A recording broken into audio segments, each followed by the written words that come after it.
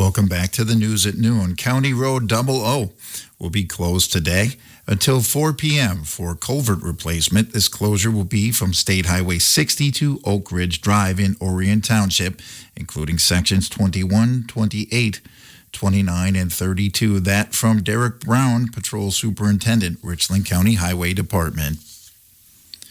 The Richland County Board recently approved a resolution for a comprehensive facility improvement plan, a decision marked by essential repairs for the Simons Recreation Complex.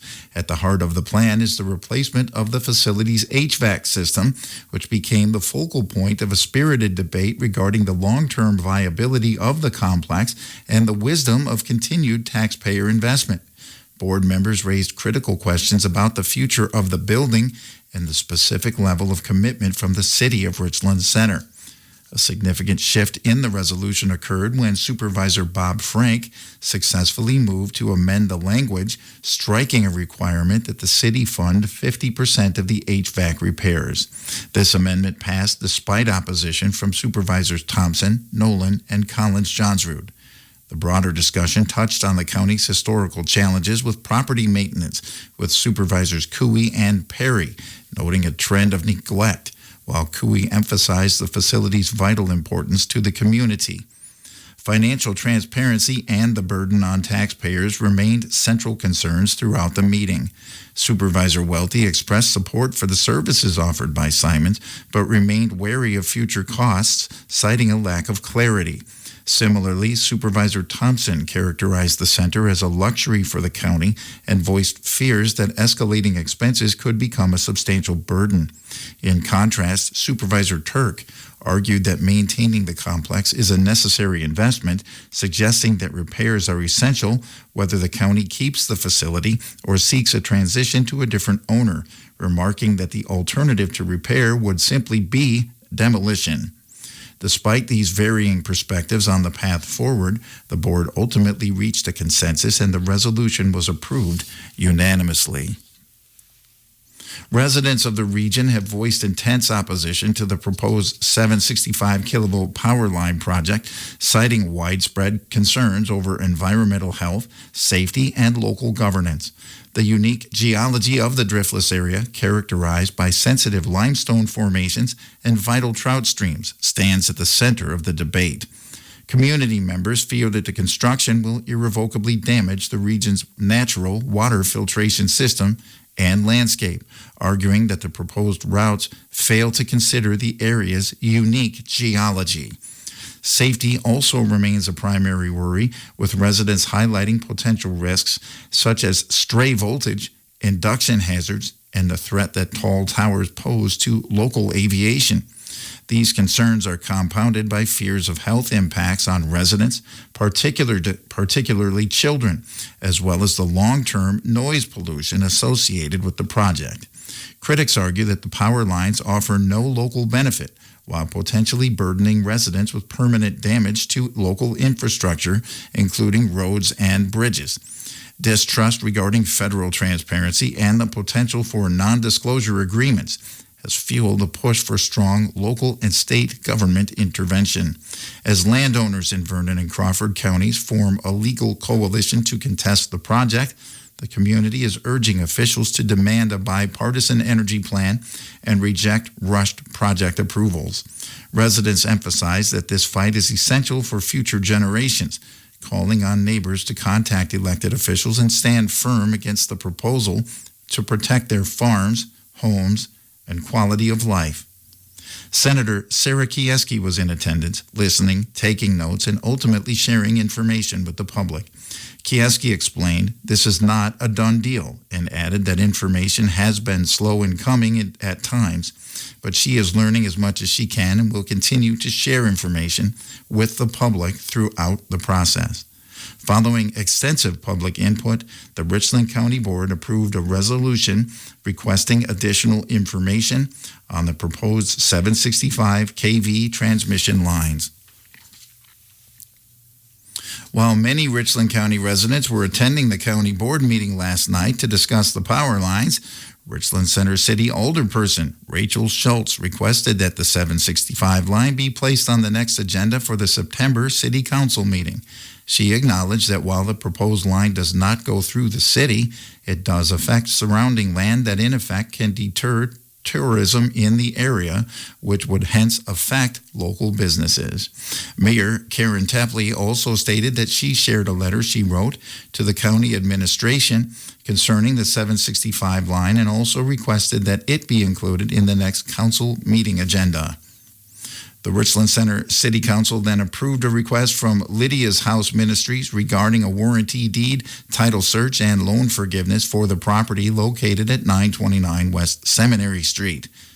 The city became owner of the property when Southwest Cap recorded a quitclaim deed conveying the property to the city August 27th of last year without the city's prior consent or knowledge.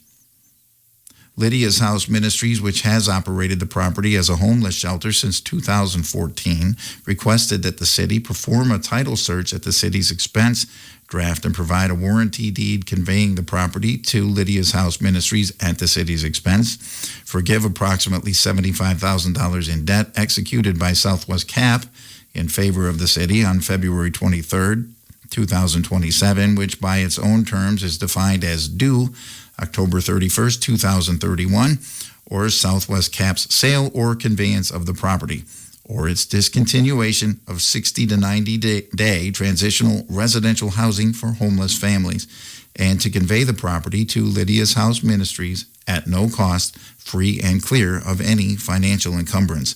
The resolution passed on a 7-0 vote with one abstention by Frank Hoffman due to a conflict of interest. The City of Richland Center owns and operates the Richland Center Municipal Airport, including the airport fuel farm, and supplies aviation fuel to airport users. It was mentioned at last night's meeting that the cost the city pays for aviation fuel fluctuates with the market, and fuel prices must be adjusted on an ongoing and timely basis to keep pace with the city's replacement cost and to avoid selling below cost. The council unanimously approved establishing aviation fuel prices.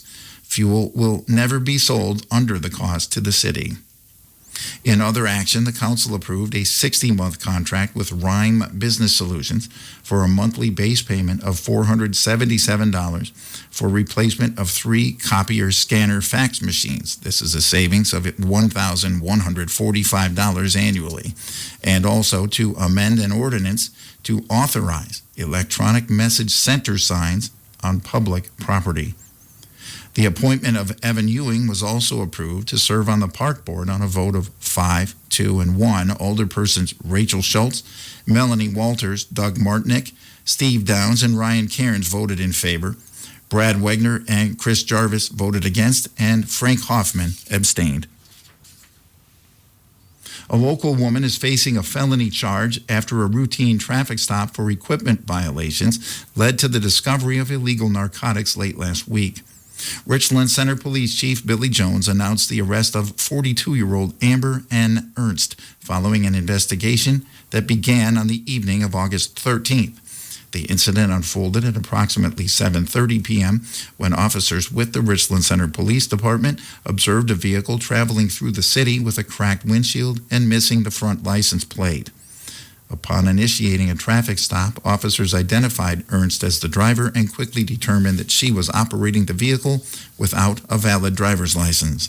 During the encounter, a deputy from the Richland County Sheriff's Department arrived on the scene to provide assistance. The deputy deployed a canine unit to perform an exterior sniff of the vehicle, and the dog alerted officers to the presence of narcotics. A subsequent search revealed a pill bottle on Ernst's person, which she admitted contained methamphetamine. Police confirmed that the substance, weighing approximately 4.5 grams, returned a positive field test for the drug. Ernst was taken into custody without further incident and transported to the Richland County Jail. She now faces a formal charge of possession of methamphetamine. Chief Jones credited the successful investigation to the collaborative efforts of the Richland Center Police Department and the Richland County Sheriff's Department. Anthony Anthony J. Lehman remains in the Waukesha County Jail following a Tuesday court appearance. He's due back in court August 27th. The 21-year-old faces 6 felony charges in the July 30th hostage situation at a Waukesha Meijer supermarket that ended with police shooting him. A criminal complaint states Lehman called 911, telling dispatchers he had a hostage inside a restroom with a knife and what he called, quote, a dead man's switch that was later determined to be a spring clamp with 2 razor blades. The 59-year-old hostage fought back with his belt and followed Lehman out of the restroom, warning the other shoppers. Investigators say Lehman threatened an employee and 2 customers, raised a knife toward the hostage, and refused commands to drop his weapons. An officer fired 3 shots, hitting him. Lafayette County Sheriff Reg Gill reports Chloe Schultes, 23, of Bellevue, Iowa, died after the UTV she was a passenger in rolled over Monday night. The crash occurred along Fox Valley Road in the town of Wayne at approximately 8:15 p.m. Monday. The driver, a 22-year-old woman from Dubuque, lost control of the vehicle and it rolled. Schultes was transported to St. Mary's Hospital in Madison via med flight, where she died Tuesday morning.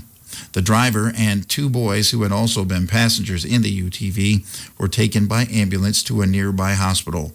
The boys were not wearing helmets at the time of the crash.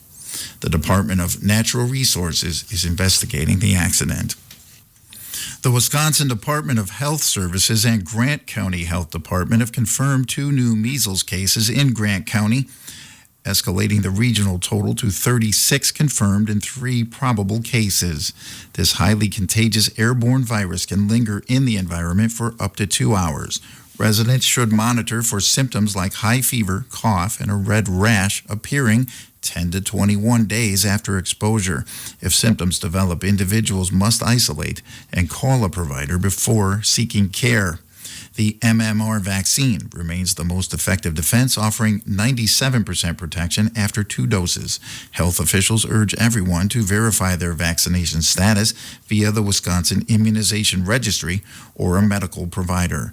Children typically receive doses at age 1 and between ages 4 and 6, while most adults should have at least 1 dose on record. For further assistance or to report concerns, Grant County residents can call 211 or contact the local health department. Wisconsin has successfully secured more than $140 million in federal funding to modernize its passenger rail infrastructure, marking a significant milestone in the state's ongoing efforts to enhance transportation alternatives. This substantial investment, awarded by the Federal Railroad Administration through the National Railroad Partnership Program, is funded by the bipartisan infrastructure law. The grant, pursued in collaboration with Amtrak and several partner states, is specifically designated for the midlife overhaul of 41 Charger locomotives. These locomotives are essential for maintaining reliable service across several key Midwest and Pacific Northwest corridors, including the heavily traveled Hiawatha route between Milwaukee and Chicago. The modernization project involves a comprehensive set of technical upgrades designed to extend the operational life of the Charger fleet. These specific overhauls include detailed work on diesel engines, turbochargers, traction motors, and high-pressure fuel pumps. Additionally, the project addresses critical mechanical components such as wheel sets and air compressors. Alongside these locomotive improvements, Wisconsin is also participating in a separate $45 million grant project to install onboard shunt enhancement devices across the rolling stock, further boosting the safety and performance of the entire rail system. This latest achievement stands in contrast to the historical challenges Wisconsin has faced regarding rail expansion. While the state recently celebrated the success of the Borealis line, which has served over 416,000 passengers since its 2024 launch, past efforts were more contentious. In 2010, a planned high-speed rail connection between Madison and Milwaukee was derailed when $810 million in federal funds was rejected, leading to a costly legal settlement. Despite these previous setbacks, current initiatives like the Borealis route and the proposed Hiawatha extension into Madison reflect a renewed momentum for passenger rail, driven by record ridership and a continued commitment to connecting Wisconsin's economic centers. The American Red Cross urges donors to give blood or platelets now to help hospitals and transfusion centers stay prepared to help all patients. A Red Cross blood drive is being held today until 1:30 at Kickapoo High School in Viola. Upcoming blood drives will be held Friday, August 21st from 11 a.m. to 4 p.m. at Cornerstone Church in Spring Green, and Monday, August 24th from 1 until 6 p.m. at Holy Family Catholic Church in Laval. Appointments may be made by calling 800-RED CROSS, visiting redcrossblood.org, or by using the Red Cross Blood Donor app. Walk-ins are always welcome. Governor Tony Evers and the state's new film office, Film Wisconsin, recently announced that 6 productions have been awarded more than $1 million through Wisconsin's inaugural Film Tax Credit Program. This initiative, created by the 2025 through 2027 biennial budget and launched within the Department of Tourism, is designed to bring new creative endeavors to the state, strengthen the film industry, and bolster Wisconsin's tourism and travel economy. The first group of recipients includes a variety of projects that highlight Wisconsin's stories and talent. Among the selected works is WRCO, an independent feature film detailing an Indian American family's journey to northern Wisconsin. Another project, The Warehouse, is a documentary from Oma Chance Productions that follows the efforts to complete Frank Lloyd Wright's final remaining unfinished building. Other notable recipients include Long Shot, How Bud Selig Brought Baseball Home, Uke, a documentary about legendary broadcaster Bob Uecker, Run for Glory, the Don Beebe story, and a short film from Cyclops Girl Productions. Administered by Film Wisconsin, the program makes $5 million available annually to support feature films, television shows, documentaries, and production infrastructure. To be eligible for the credits, productions must meet specific spending requirements regarding salary and wages for cast and crew, with a maximum credit of $1 million available per fiscal year. Film Wisconsin will continue to review tax credit applications on a monthly basis. Today's winners in the Grace Calendar raffle drawings: ticket 185, Valerie Meister of Muscadet, and on ticket 3310, Peg Call from Richland Center. Congratulations.